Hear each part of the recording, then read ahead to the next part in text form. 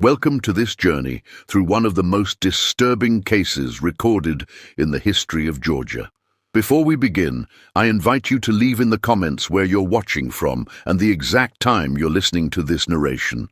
We're interested in knowing which places and what times of day or night these documented accounts reach. The Riverwood Plantation stood like a white sentinel amidst the Spanish moss and ancient oaks of Chatham County, Georgia. In the summer of 1852, this property, located approximately 16 miles from Savannah's bustling harbor, became the center of an investigation that would be deliberately obscured from public record for over a century. According to documents uncovered during courthouse renovations in 1963, what transpired at Riverwood defied the established social order of antebellum Georgia in ways that many found too disturbing to acknowledge. The plantation belonged to the Hargrove family, who had amassed considerable wealth through cotton, indigo, and the domestic slave trade. Thomas Hargrove, his wife Eleanor, and their 3 children occupied the main house, a grand structure with 14 rooms and the distinctive columned facade typical of wealthy southern estates. What distinguished Riverwood, however, was not its architectural splendor, but rather what lay beneath it. A journal recovered from the Savannah Historical Society archives, purportedly written by a county physician named Dr. James Whitaker, contains the first recorded account of the events. The journal entry, dated August 2, 1852, notes, "Called to Riverwood upon urgent request from neighboring plantation. No response at main house. Unusual silence prevails. House appears abandoned despite no prior notice of travel." The peculiar aspect of this case begins with the fact that no one reported the Hargrove family missing for nearly 3 weeks. According to tax records and business ledgers preserved in the county archive, Thomas Hargrove was known for his punctuality and business acumen. His sudden disappearance from a scheduled auction in Savannah on July 14th initially raised no alarms. Summer fevers were common, and temporary absences were often attributed to illness. What followed would be documented only in fragments, pieces of evidence carefully collected but deliberately filed away in records marked administrative irregularities, a euphemism used by county officials for cases deemed too sensitive for public knowledge.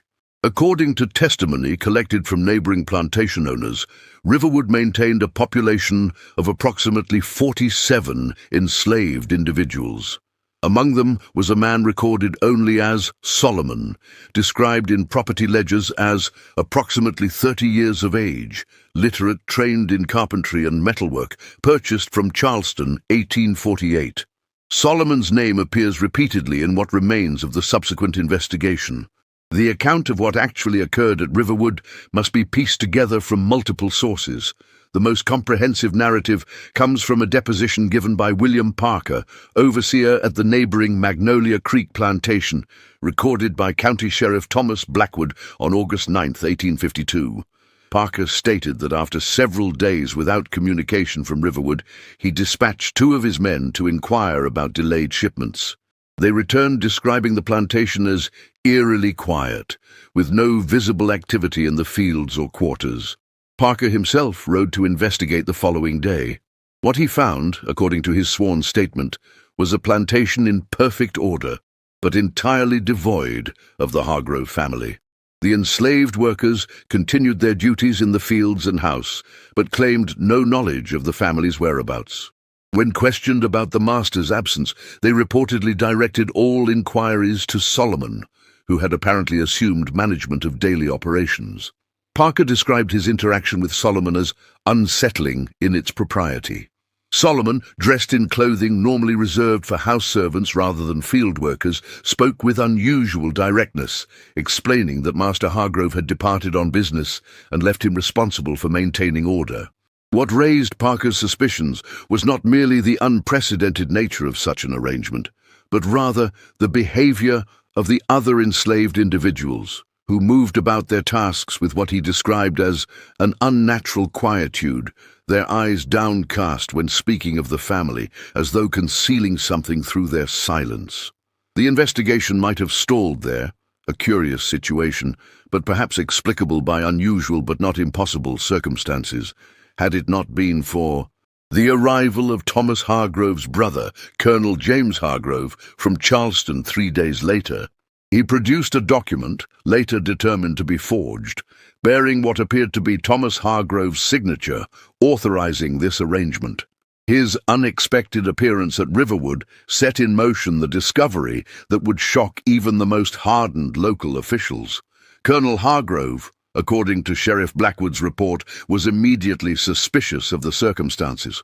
Unlike Parker, he had authority to demand a complete search of the property. What they discovered beneath the main house would be documented only in the most clinical terms in official records, though private correspondence would later reveal the profound disturbance it caused among those present. The Riverwood mansion, like many substantial homes in the region, was built elevated on brick pillars to protect against seasonal flooding and provide air circulation in the sweltering Georgian summers. The space beneath, typically used for storage, had been modified. Behind a recently constructed brick wall, accessible only through a narrow passage disguised as a root cellar, investigators discovered what Sheriff Blackwood's report tersely described as improvised detention structures. A letter from Colonel Hargrove to his wife, preserved in the family collection donated to the Savannah Historical Society in 1951, provides more explicit detail. What we found beneath James's home defies comprehension. Iron cages, constructed with considerable skill, contained what remained of my brother and his family. Evidence suggests they survived for some duration in these conditions. The craftsmanship of their prison indicates deliberate, methodical construction over time. The implications are too horrific to commit fully to paper. The medical examiner's report, sealed until 1968, confirmed that Thomas Hargrove, his wife Eleanor, their 16-year-old son Thomas Jr., and daughters Catherine, aged 14, and Mary, aged 11, had all been kept alive in these conditions for approximately 2 weeks before succumbing to dehydration. The report noted evidence of minimal sustenance provided during their captivity. What distinguishes this case from other violent incidents of the period was the extraordinary inversion of power it represented. Solomon, property ledgers revealed, had been purchased specifically for his metalworking skills. Testimony from other enslaved workers, though initially reluctant, eventually revealed that Solomon had spent months secretly creating the components of the cages in the plantation's blacksmith shop, ostensibly making repairs to farm equipment. The construction beneath the house occurred gradually during nighttime hours. More disturbing was the revelation that many of the other enslaved individuals had knowledge of Solomon's plans. Some participated willingly. Others were coerced through threats against family members. The collective silence maintained during and after the family's captivity suggests a complex web of complicity, fear, and perhaps satisfaction at the reversal of circumstances. Solomon's personal history, pieced together from bills of sale and rare first-hand accounts, indicates he had been separated from his wife and children when sold to Hargrove. According to testimony from other enslaved workers, he was subjected to particularly harsh treatment at Riverwood, including regular whippings for infractions as minor as excessive contemplation or inappropriate expression, terms noted in Thomas Hargrove's disciplinary ledger. The psychological dimensions of the case were perhaps most clearly articulated in the journal of Reverend Samuel Whitfield, who visited Riverwood after the discovery. He wrote, "What occurred here represents not merely an act of violence, but a methodical reconstruction of the very power structure these people inhabited. The family was not simply killed, but made to experience prolonged confinement and helplessness, the very conditions they had imposed upon others. The calculated nature of this reversal suggests a mind focused on more than mere revenge. Court records indicate that 23 of Riverwood's enslaved population were ultimately implicated in the conspiracy. Solomon and 6 others identified as primary collaborators were publicly executed on September 6, 1852. The others received various punishments. What's notably absent from official records is any transcript of Solomon's testimony or final words. According to a newspaper clipping preserved in the Savannah Historical Society archives, he maintained an unnerving silence throughout the proceedings. The Riverwood case created significant anxiety among plantation owners throughout the coastal South. Private correspondence between wealthy families reveals a sudden preoccupation with security measures and increased scrutiny of skilled enslaved workers. A letter from plantation owner William Crawford to his brother in Virginia notes, "The Riverwood incident, while not publicly discussed, has cast a shadow over our community. One cannot help but wonder what thoughts move behind the eyes of those we believe we know." The Hargrove family's remains were interred in a private ceremony at Savannah's Bonaventure Cemetery. The original headstones, according to cemetery records, made no mention of the circumstances of their deaths, stating only that they departed this life July 1852. The plantation itself was sold the following year, the new owners demolishing the original house and rebuilding on a different portion of the property. Perhaps most telling about the impact of these events is how thoroughly they were suppressed from public memory. No newspaper accounts explicitly detailed what occurred at Riverwood. Official records were deliberately obscured. The case appears in no known history of Chatham County published before 1970. This institutional silence speaks to the profound threat that Solomon's actions represented, not just a physical danger, but an ideological one that challenged the foundational narratives of Southern society. A further disturbing epilogue emerged in 1966 when excavation for a housing development near the original Riverwood site uncovered a tin box containing what appeared to be Solomon's personal writings. These papers, now held in the Georgia State Archives restricted collection, reveal that his plan extended beyond the Hargrove family. Diagrams and lists suggest an intended region-wide uprising, with the Riverwood incident designed as merely the initial phase. Names of collaborators on neighboring plantations appear alongside detailed schedules and maps. The discovery of these documents prompted a brief, unpublicized investigation by local authorities, who determined that many of the individuals named had been sold to destinations across the South following the Riverwood incident, their connections and potential plans fragmented by their dispersal.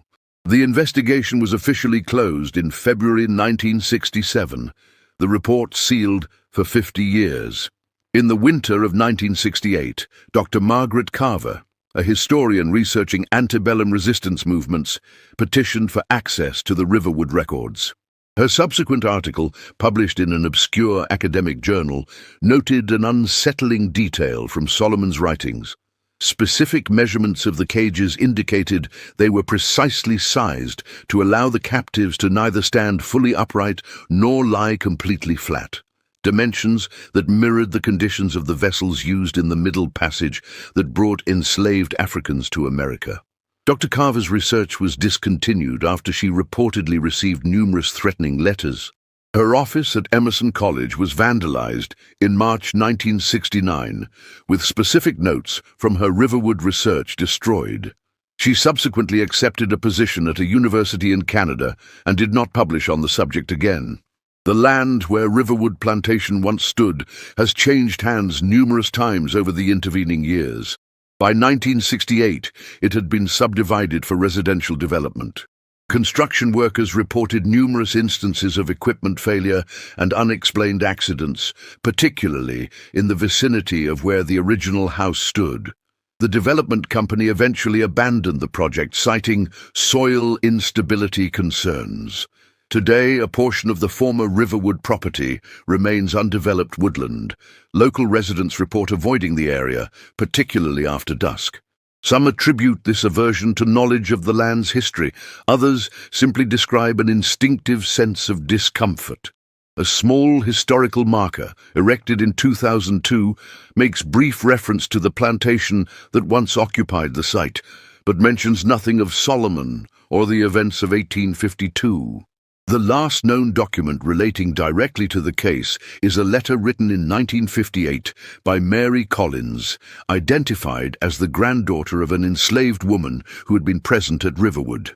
The letter, addressed to the Savannah Historical Society, but apparently never delivered, was found among Collins' possessions after her death in 1964. In it, she recounts a story told by her grandmother about the night the Hargrove family disappeared. She said they took them in their sleep, moving through the house like shadows. Solomon had crafted special locks that made no sound when turned. The family made no cry that anyone heard.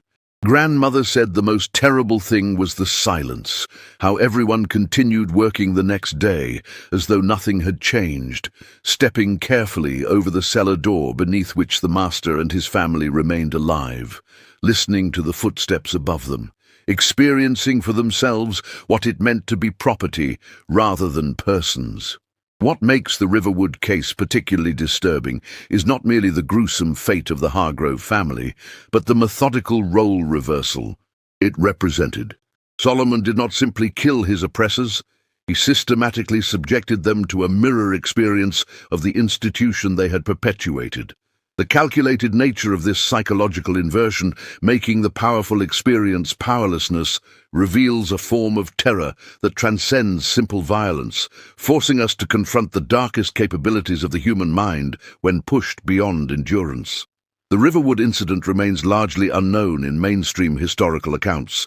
Those few academic works that reference it often do so only in passing, focusing on its implications for plantation security measures rather than examining the complex psychological and social dimensions it represents. This silence itself constitutes a final chapter in the story, the deliberate forgetting of an event too disturbing to incorporate into our understanding of the past. And yet, in certain academic circles and oral histories passed down through generations of local families, the story of Solomon and the iron cages beneath Riverwood Plantation endures, a whispered reminder that beneath the polished narratives of history lie darker truths about power, vengeance, and the depths of human capacity for calculated retribution. For those who know where to look in Bonaventure Cemetery, the Hargrove family plot contains a curious feature. Though the original headstones were replaced in the early 1900s with more elaborate markers, a small, unmarked iron post stands at the edge of the family plot.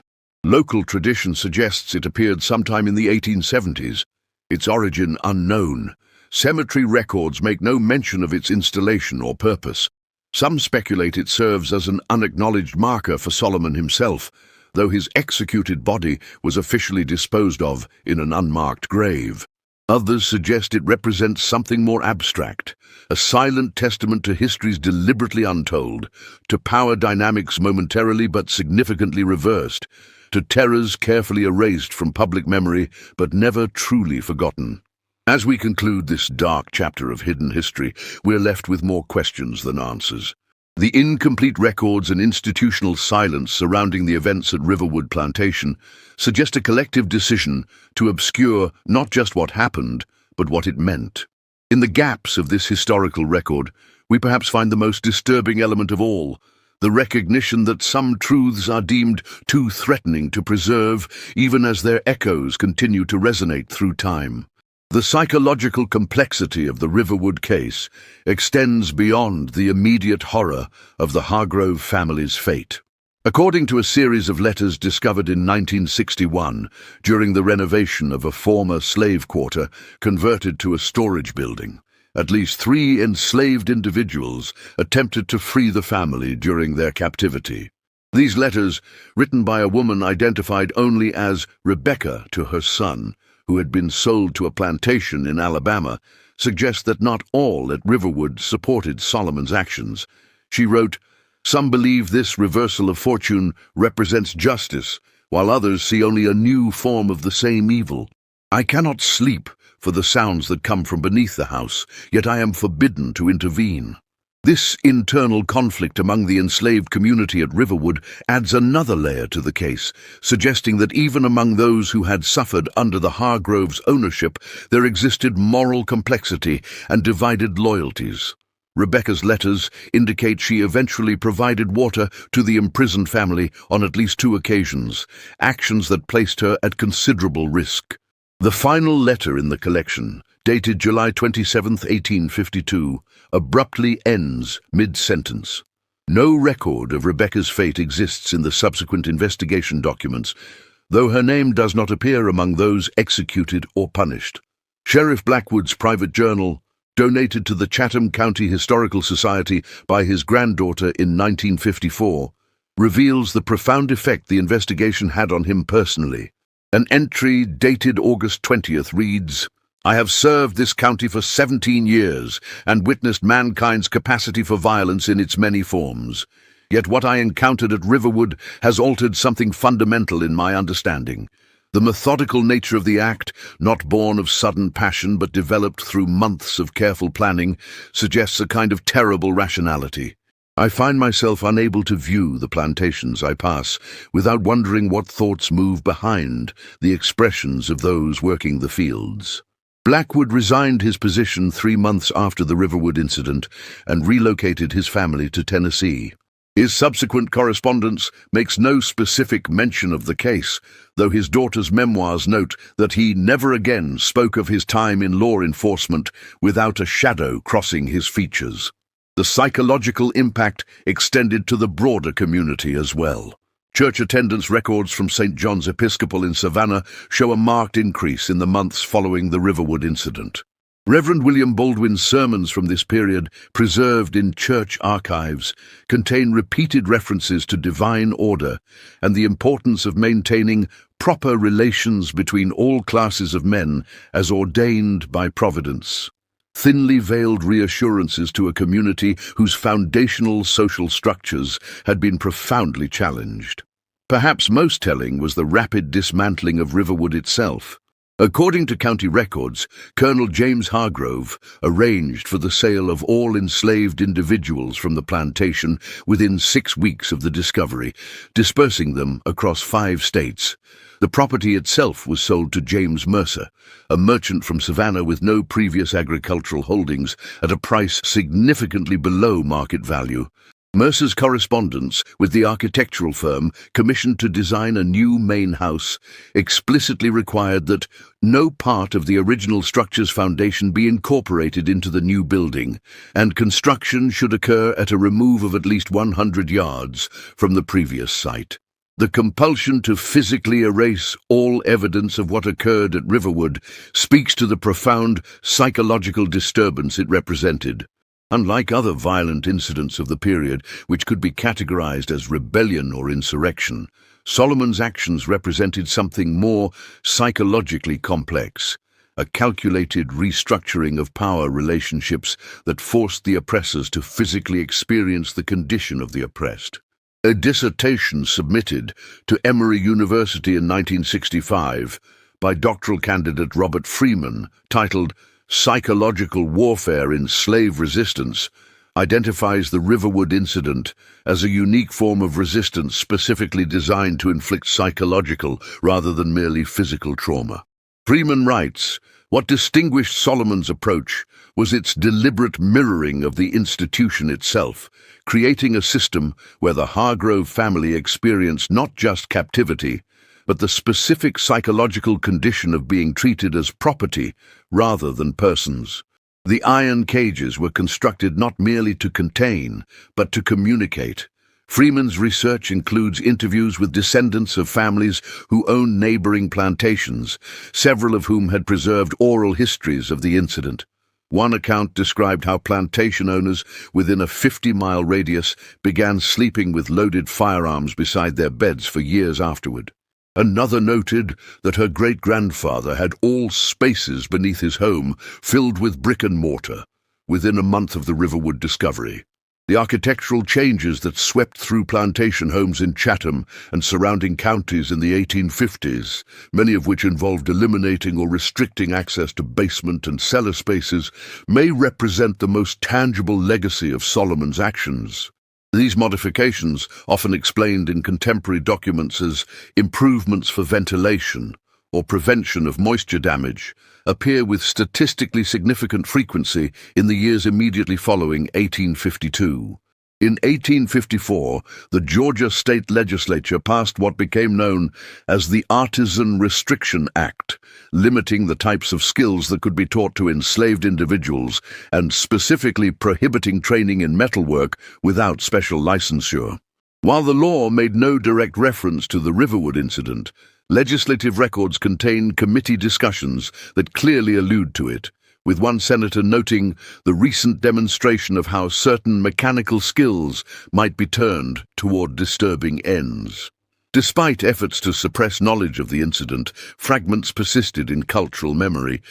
A folk song collected by musicologist Alan Lomax during field recordings in coastal Georgia in 1934 contains verses that scholars have connected to the Riverwood case.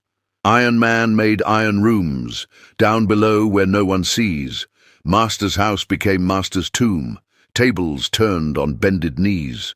The elderly singer, identified in Lomax's notes as William Johnson, claimed to have learned the song from his grandfather, who reportedly witnessed the public execution of Solomon and his co-conspirators. The execution itself represents another disturbing chapter in this history. According to the official report, Solomon and 6 others were hanged publicly on September 6, 1852, in a field just outside Savannah. What official documents don't record, but what emerges from private correspondence and later oral histories, is that the execution was attended by enslaved individuals forcibly brought from plantations throughout the county, a calculated demonstration of consequences. A letter from plantation owner Frederick Dalton to his brother describes the scene. They brought nearly 300 Negroes to witness the event.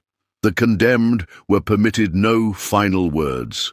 What struck me most profoundly was not the act itself, but the expression of the man identified as the architect of the horror. Even at the moment of death, his gaze remained level, his eyes moving deliberately across the crowd, as though committing each face to memory. I confess it caused me to look away first. This description of Solomon's final moments echoes through several accounts and suggests that even in death, he maintained the psychological advantage, refusing the expected posture of submission and instead projecting a disturbing agency that continued to unsettle those present. The Riverwood case raises profound questions about the nature of terror as a response to systemic violence. Solomon's actions cannot be categorized simply as revenge, for revenge typically seeks equivalent harm. What occurred at Riverwood was instead a carefully constructed inversion, a theatrical restructuring of power relationships designed not merely to kill, but to communicate through experienced suffering. This communicative aspect emerges most clearly in one of the most disturbing details from the medical examiner's report. The document notes that small openings had been incorporated into the design of the cages, apparently to allow those imprisoned to observe the normal functioning of the plantation, continuing without them. Several witnesses reported that Solomon would occasionally bring ledgers and accounting books to these openings, asking Thomas Hargrove for instruction on plantation management matters, a grotesque parody of their former relationship. In 1959, construction workers excavating for a gas line near the former Riverwood property uncovered a metal box containing personal items believed to have belonged to Solomon. Among these was a small, handcrafted book, its pages made from scraps of different papers, bound together with thread. Inside were detailed diagrams of mechanical devices, mathematical calculations, and a series of writings in a cipher that has never been fully decoded. The few fragments that scholars have translated suggest a deeply philosophical dimension to Solomon's thinking, with one passage reading, "Freedom exists first in the mind. The body may be chained, while the mind creates new worlds and possibilities." This artifact suggests that Solomon possessed not just technical skill, but a complex intellectual and philosophical framework that informed his actions. The sophistication of his thinking contrasts sharply with the period's prevailing characterizations of enslaved individuals as intellectually limited, a prejudice that may have enabled him to develop his plans undetected, as his capabilities would have been systematically underestimated. The Riverwood incident occurred at a particular historical inflection point. The early 1850s saw increasing tensions around slavery, with the Fugitive Slave Act of 1850 intensifying Northern abolitionist sentiment while hardening Southern resolve to maintain the institution. Solomon's actions, while locally suppressed, inevitably filtered into national consciousness through private correspondence and word of mouth. References to an unnamed Georgia incident appear in several abolitionist publications of the period, though always in veiled terms. Frederick Douglass, in an 1854 speech in Rochester, made what some scholars believe was an oblique reference to Riverwood when he stated, "There comes a moment when the oppressed may devise means to communicate the true nature of their condition to those who impose it through methods that cannot be ignored or misunderstood." The specific wording, particularly the emphasis on communication rather than merely resistance, suggests knowledge of Solomon's particular approach. The deliberate erasure of the Riverwood incident from official historical narratives reflects more than just the suppression of a single, disturbing event. It represents a broader pattern of historical amnesia regarding the psychological complexities of resistance to slavery, particularly those forms that directly challenge the moral and intellectual frameworks used to justify the institution. In 1969, during preparations for a highway expansion near the original Riverwood site, workers uncovered a mass grave containing the remains of at least 7 individuals. Archaeological examination determined these were the bodies of Solomon and the others executed for the Riverwood incident, rather than being buried in the officially designated location for executed criminals. They had been interred secretly on what was once the Plantation property. Forensic analysis revealed that at least 3 of the bodies showed signs of post-mortem mutilation. This discovery prompted a brief renewed interest in the case among civil rights activists and historians, though mainstream publications remained largely silent. The remains were eventually reinterred in an unmarked location in Bonaventure Cemetery, the ceremony attended by a small group of historians and descendants of formerly enslaved families from the region. One attendee, Eliza Johnson, then 87 years old, claimed her grandmother had been a house servant at Riverwood who escaped punishment due to her youth. According to Johnson, the story had been passed down through generations with an admonition. Remember Solomon, not for what he did, but for what was done to make a craftsman into a monster. This generational perspective highlights perhaps the most disturbing aspect of the Riverwood case, its illustration of how systems of oppression may create the very horrors they most fear. Solomon's transformation from skilled craftsman to architect of psychological torture did not occur in isolation, but rather through years of experienced trauma, humiliation, and the severing of human bonds through the sale of his family. The last significant research on the Riverwood case was conducted in 1968 by historian Dr. Thomas Mitchell, whose unpublished manuscript, Excavating Silence, Suppressed Narratives of Slave Resistance, contains the most comprehensive analysis of the available evidence. Mitchell's work remains unpublished due to his sudden death in an automobile accident in early 1969, just weeks after he reported receiving threatening letters regarding his research. Mitchell's papers, now held in the special collections of Howard University, include correspondence with several elderly residents of Chatham County who claimed familial connections to those present at Riverwood. One letter, from a woman identified only as MJ, states, "My great-grandmother was a house servant there. She told my grandmother, who told my mother, who told me, that in the weeks before it happened, Solomon spoke to no one. He worked in silence, ate in silence, moved through the plantation like a ghost. She said the others feared him and obeyed him because his eyes held something they recognized, not madness, but a clarity too terrible to name." This description of Solomon's psychological state in the period leading up to his actions suggests not an eruption of uncontrolled rage, but rather a coldly rational response to an irrational system, a deliberate deployment of terror as communication when all other forms of expression had been systematically denied.